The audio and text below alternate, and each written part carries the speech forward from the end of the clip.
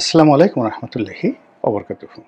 সম্মানিত দর্শক, বর্তমান সরকারের জামানাতে 15ই আগস্ট নিয়ে যে অস্থিরতা চলছে এবং এই বিপ্লবে যারা প্রথম পক্ষ এবং এই জুলাই আগস্ট বিপ্লবের যারা স্টেক হোল্ডার তারা এবং এই বিপ্লবকে যারা প্রমোট করছেন তারা তো বটেই, এবং একই সঙ্গে এই বিপ্লবকে যারা বিপথে পরিচালিত করতে চাচ্ছেন তারা যার যার অ্যাঙ্গেল থেকে তিনটি কাজ করছেন।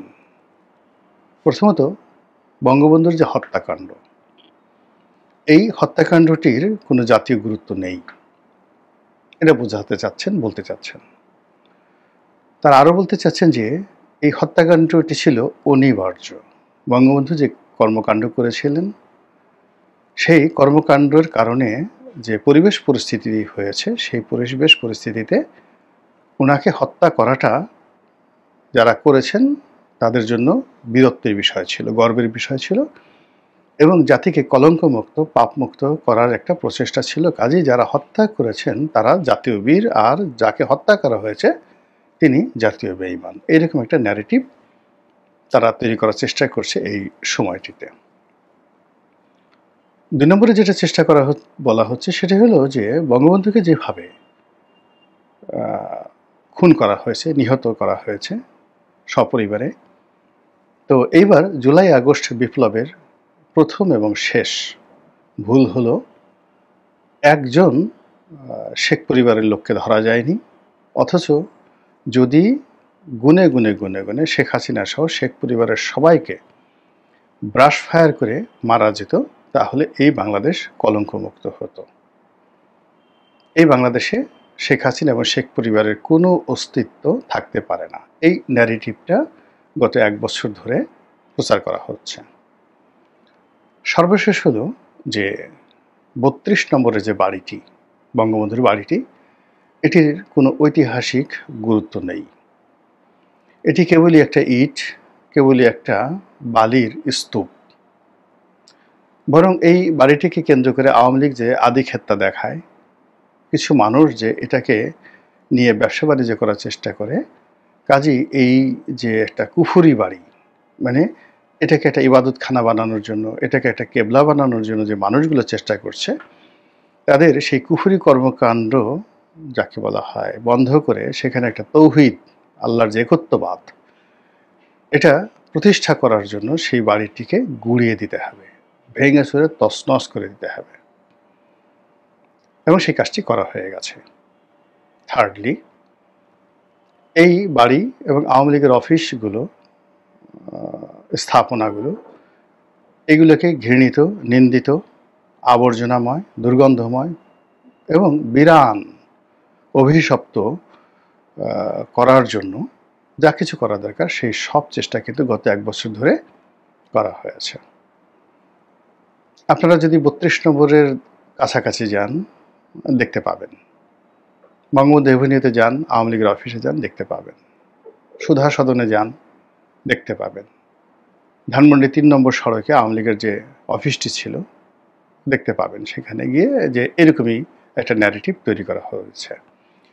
তো সেই ক্ষেত্রে যারা এই কর্মকাণ্ডগুলো গত 1 বছরে অত্যন্ত সফলভাবে করতে পেরেছেন, কোনো রকম বাধা ছাড়া, কোনো রকম বিঘ্ন ছাড়া, এবং এই ঘটনাগুলো, নির্মম নিষ্ঠুর ঘটনাগুলো ঘটে যাওয়ার পর, যেমন বঙ্গবন্ধুর হত্যাকাণ্ড যখন ঘটেছিল তখনও ঘটেনি, আবার এখন এই যে 2024 সন থেকে আজ অবধি যে ঘটনাগুলো ঘটেছে, সেই ঘটনার প্রেক্ষিতে একজন লোক, আওয়ামী লীগ প্রেমিক, বঙ্গবন্ধু প্রেমিক, তারা রাস্তায় নেমে আহত হননি, নিজেদের জীবন উৎসর্গ করেননি, নিজেদের প্রেম ভালোবাসা এগুলো প্রদর্শন করেননি।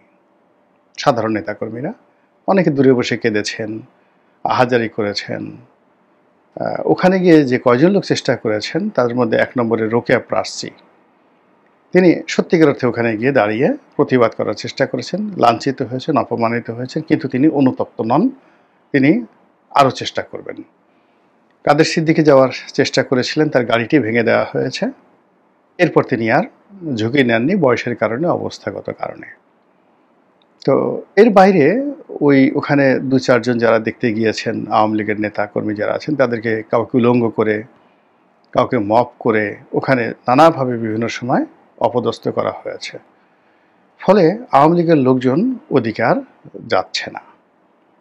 তো এত কিছু ঘটল গত ১২ মাসে। ঘটার পর আবার ২০২৫ সনে আগস্ট মাস এসে গেছে। তো জুলাই মাস চলে গেল। জুলাইয়ের আনন্দ গত বছরের মতো আর হয়নি।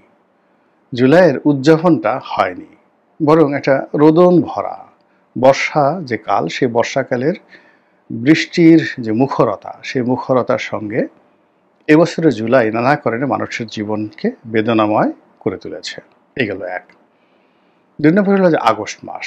সেই আগস্ট মাস ঘিরে আওয়ামী লীগের কোনো পরিকল্পনা এখন পর্যন্ত দেখা যাচ্ছে না। তবে সামাজিক মাধ্যমে নানা রকম যাকে বলা হয় গুজব ছড়ানো হচ্ছে। ১৬ই আগস্ট আওয়ামী লীগ এটা করবে, ১৬ই আগস্ট বা ১৫ই আগস্ট আওয়ামী লীগ নাশকতা করবে, গেরিলা যুদ্ধ করবে, ইত্যাদি নানা রকম কথাবার্তা। এবং এই জন্য ইতিমধ্যে একজন মেজরকে গ্রেপ্তার করা হয়েছে, তার স্ত্রীকে জেলে পাঠানো হয়েছে, নানা রকম কর্মকাণ্ড। আর সরকারের যারা অস্ত্রধারী তারা তাদের অস্ত্র তাক করে খুঁজছে কোথায় আওয়ামী লীগের লোকজন আছে। ৩২ নম্বরের কাছাকাছি গেলে শোয়াই ফেলা হবে, বাটাম দেওয়া হবে, ডলা দেওয়া হবে। এই ডলা দেওয়ার জন্য তারা পাটা পুতা নিয়ে বসে আছে সেখানে, কিন্তু এখন পর্যন্ত আওয়ামী লীগের কোনো নড়াচড়া দেখা যাচ্ছে না। এই মুহূর্তে আওয়ামী বিরোধী যারা শক্তি রয়েছেন তাদের যে মানস পিতা, আওয়ামী বিরোধী শক্তি সকলের মানস পিতা যারা আছেন এবং এই মুহূর্তে যারা রাষ্ট্র ক্ষমতায় আসতে চান তাদেরও মানস পিতা, তিনি ডক্টর পিনাকি ভট্টাচার্য, প্যারিস প্রবাসী ইউটিউবার, যাকে আমি এই মুহূর্তে বাংলাদেশের সবচেয়ে ক্ষমতাধর লোক মনে করি এবং ডিফ্যাক্টো প্রধানমন্ত্রী বা রাষ্ট্রপতি মনে করি। তো ১৫ই আগস্টকে কেন্দ্র করে যেন কোনো ঘটনা না ঘটে, কোনো মানুষ যেন ১৫ই আগস্টের অনুষ্ঠান করতে না পারে এবং ওই ভবনের ধারে কাছে যেতে না পারে, এই জন্য তিনি ইন অ্যাডভান্স বাটাম দেওয়ার জন্য, প্যাদানি দেওয়ার জন্য, পিটুনি দেওয়ার জন্য হুমকি দিয়েছেন। আর তার সেই হুমকিতে সরকার তটস্থ হয়ে গেছে। সরকারও বলেছে, সরকারের কর্তা ব্যক্তি যারা অনেকেই বলেছেন, বিশেষ করে প্রেস সচিব বলেছেন যে এই ধরনের কোনো অনুষ্ঠান করতে দেয়া হবে না, এগুলো সর্বশক্তি দিয়ে মোকাবেলা করা হবে। তো প্রেস সচিবের কথাই মূলত সরকারের কথা। বিএনপির যারা লোকজন রয়েছেন তারাও ডক্টর পিনাকিকে বা ডাক্তার পিনাকিকে জমের মতো ভয় পান। মানে তারা যাকে বলা হয় দরকার হলে পাহাড়ের সাথে যুদ্ধ করবেন, তারা দরকার হলে হিমালয়ের উপর থেকে লম্ফজম্প দেবেন, বাঘ সিংহর সঙ্গে লড়াই করবেন। কিন্তু পিনাকির যদি একটা আঙ্গুল পিনাকি উঠায় বিএনপির কোনো নেতার বিরুদ্ধে, সঙ্গে সঙ্গে বিএনপির সেই নেতাদের সারা শরীরে মনে হয় যেন কামানের গোলা লেগেছে। এখন বিএনপির কোনো নেতাকে উপলক্ষ করে সে কোনো কিছু বলার দরকার নেই, খালি একটি আঙ্গুল তার যে তর্জনী যেটা রয়েছে, তো সেই তর্জনীটি যদি একটু বাঁকা করে তিনি উঠান, যেভাবে আমরা বলি না আঙ্গুল ঢুকিয়ে দেব, বিভিন্ন জায়গাতে আঙ্গুল ঢুকিয়ে দেব, ওই ঢুকানোর জন্য আঙ্গুল যেভাবে বাঁকা করে, ঠিক ওইরকম পিনাকি সাহেব যদি কোনো আঙ্গুল বাঁকা করেন, সঙ্গে সঙ্গে বিএনপির কলিজার মধ্যে ধুক ধুক শুরু হয়ে যায়, বিএনপির বিশেষ অঙ্গে রীতিমতো যন্ত্রণা শুরু হয়ে যায়। এখন এই যে পিনাকি সাহেব যে বক্তব্য দিয়েছেন, সেই বক্তব্যের কারণে আগস্ট মাসে যে 15 তারিখে বেগম খালেদা জিয়ার যে জন্মদিবস, সেই জন্মদিবসটা বিএনপির যারা লোকজন রয়েছে তারা উৎসব মুখর পরিবেশে করবেন কিনা, করতে পারবেন কিনা, এটা এখন পর্যন্ত বোঝা যাচ্ছে না। এবং এই ব্যাপারে তারা পিনাকির অনুমতি বা গ্রিন সিগন্যাল এখনও পেয়েছেন কিনা আমি বলতে পারবো না। তো যা হোক, এনিওয়ে, এখানে যেটা শোনা গিয়েছিল যে এই 15ই আগস্ট উপলক্ষে দেশের প্রবীণতম আইনজীবী, এই মুহূর্তে আওয়ামী লীগের ত্রাণকর্তা, আশ্রয় প্রশ্রয়ের একমাত্র অধিকর্তা, যিনি সাহস নিয়ে শক্তি নিয়ে আওয়ামী লীগ নেতাদের মামলা এগুলো লড়ছেন, এবং মুক্তিযুদ্ধের পক্ষে বলিষ্ঠ ভূমিকা রাখছেন এবং তার জীবন যৌবন সমর্পণ করেছেন যে তিনি মরে যাবেন। তো তিনি এবং ডক্টর কামাল হোসেন তারা তাদের নেতৃত্বে 15ই আগস্ট তারিখে বঙ্গবন্ধুর বাড়ির সামনে একটি পথযাত্রা হবে, এরকম একটা খবর ইন্টারনেটে ছড়িয়ে পড়ল। যাই হোক, পরবর্তীতে জেডাই খান পান্না তিনি বললেন যে না, এই ধরনের কোনো প্ল্যান নেই, প্রোগ্রাম নেই, আমরা করছি না। তবে তিনি আহ্বান জানিয়েছেন এই শোকের যে অনুষ্ঠানটি যার যার জায়গায় থেকে যার যার মতো করে যার যা কিছু আছে তাই দিয়ে তিনি পালন করার আহ্বান জানিয়েছেন। কেউ যদি জামা কাপড় কালো শার্ট পরতে চায়, প্যান্ট পরতে চায় পরুক, সেটা না হলে অ্যাটলিস্ট একটা কালো ব্যাজ ধারণ করুক। দোয়া, তসবিহ, তাহলিল, নামাজ কালাম এগুলোর ব্যাপারে তিনি আহ্বান জানিয়েছেন। তো এই হলো 15ই আগস্ট 32 নম্বর বঙ্গবন্ধু নিয়ে আজকের দিনকার খবর। কিন্তু যেটি আমি বলতে চাই যে এখন তো আওয়ামী লীগ নেই, বঙ্গবন্ধু নেই, মৃত, 32 নম্বরের বাড়িটি নেই, ভেঙে গেছে। কিন্তু তারপরেও মানুষ কেন এই বিষয়গুলোকে ভয় পাচ্ছে? আওয়ামী বিরোধী শক্তি কেন এই তিনটি নাম, বঙ্গবন্ধু, 32 নম্বর, 15ই আগস্ট, এই তিনটি শব্দ, এই তিনটি ঘটনা, এই তিনটি প্রেক্ষাপট, এই তিনটি ইতিহাস নিয়ে কেন তাদের এত আতঙ্ক? আর সেই আতঙ্ক কারণে কি হচ্ছে? তারা যে সকল কর্মকাণ্ড করছে সেই কর্মকাণ্ডের ফলে আওয়ামী লীগের জন্য সিসিং ফাঁক মানে একটা রাস্তা তৈরি হয়ে যাচ্ছে। আওয়ামী লীগের আশার, আওয়ামী লীগের স্মরণ করেন। এর কারণ হলো আপনি যখনই মানুষের স্পর্শকাতর কোনো জায়গাতে বা স্থানে যত বেশি আঘাত করবেন, তত প্রকৃতি সেই মানুষের জন্য তার দরজা উন্মুক্ত করে দেয়। এই যে যারা ধর্ষিতা হন, পুরুষ বা নারী, তাদের জন্য প্রকৃতি অনেক কিছু উন্মুক্ত করে দেন।